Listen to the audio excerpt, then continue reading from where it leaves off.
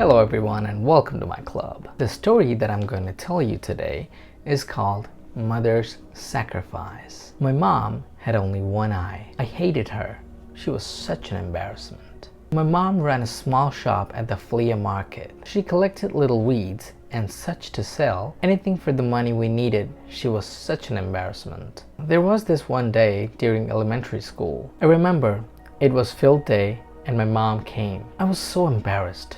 How could she do this to me? I threw her a hateful look and ran out. The next day at school, "Your mom only has one eye?" And they tortured me. I wish that my mom would just disappear from this world. So I said to her, "Mom, why don't you have the other eye? You're only going to make me a laughingstock. Why don't you just die?" My mom did not respond. I guess I felt a little bad, but at the same time, I felt good to think that I had said what I always wanted to say her. Maybe it was because my mom hadn't punished me, but I didn't think that I had hurt her feelings very badly. That night, I woke up and went to the kitchen to get a glass of water.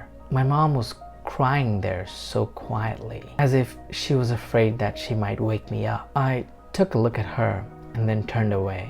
Because of the thing I had said to her earlier, there was something pinching at me in the corner of my heart. Even so, I hated my mother, who was crying out of her one eye. So I told myself that I would grow up and become successful because I hated my one-eyed mom and our desperate poverty. Then I studied really hard. I left my mother and came to Seoul and studied and got accepted in the Seoul University with all the confidence I had. Then I got married.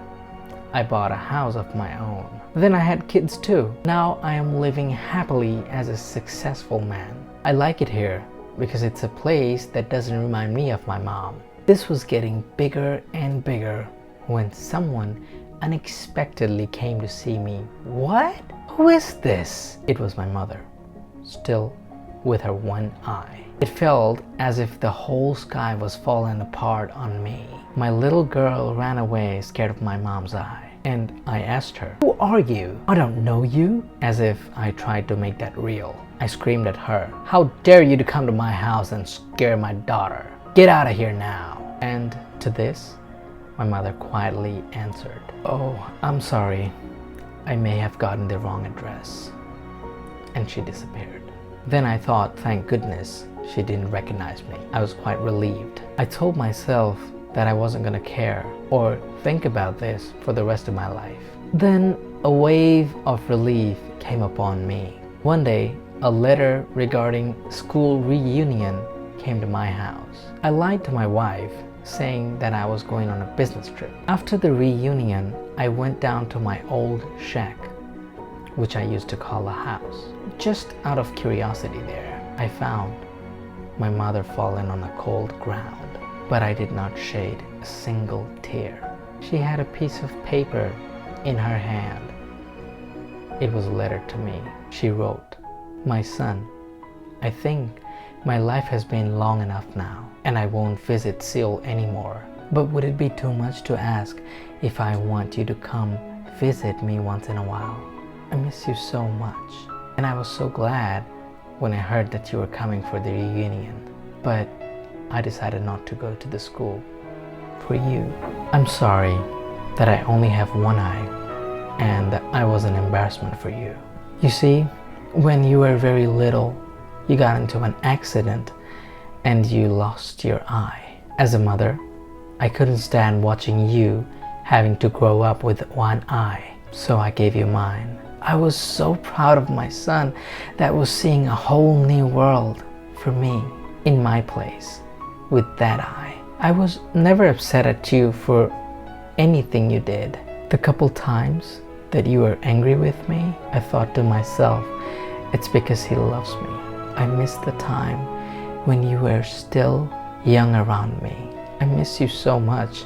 I love you. You mean the whole world to me." As a son, my world shattered. I hated the person who only lived for me. I cried for my mother. I didn't know of any way that I will make up for my worst deeds.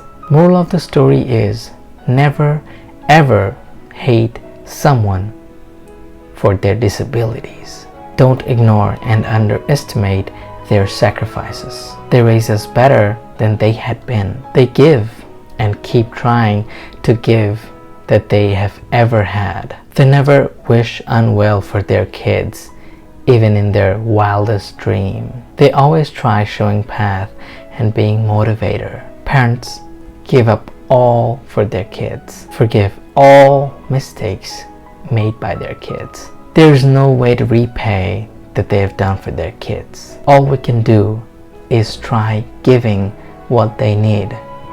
And it's just time, love, and respect. That's all for today. Hope you enjoyed. Thank you very much for watching. And I'll see you in the next video. Peace.